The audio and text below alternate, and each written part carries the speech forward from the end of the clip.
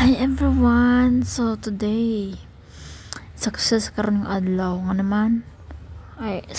Medyo sakit pa akong kwan.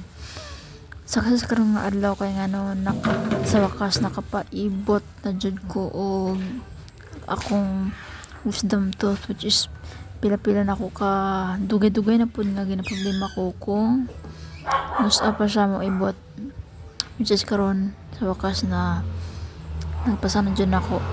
Baka rin ko voice over ko medyo kuan pa kung habil kay napamay ko ito na akong kuan. Unya, gagatawa ko ba kay naingon man siya sa kuha itong kuan ako ba kay naingon siya nga. Kailangan siya maibot na sa English pa siya na siya. Ma-infection na siya, makalat na kung di maibot na siya. Sweetie, you need to be brave, siya. Hanapin ko, I'm afraid, hanapin ko. Siya, hindi man nasakit, siya. Which is karon nalagpasan ko na. Tapos kabalo ko pa kay ganina ka na experience na ako kay kuan. Murang yelo siya, hindi sakit. Yelo onya kuan, hindi sakit. In fairness, wala sakit. Yelo lang siya onya, murag kubuan lang ko. Tapos nagpa-cleaning dayon ko no kay medyo taga nakaghuga akong nya cleaning dayon ko onya. Ang next target na po is next week.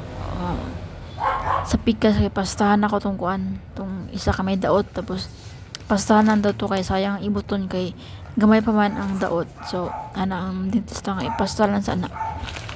Then morning proof na ko nga nakaibot ko kay nagpalit akong tambal reseta niya.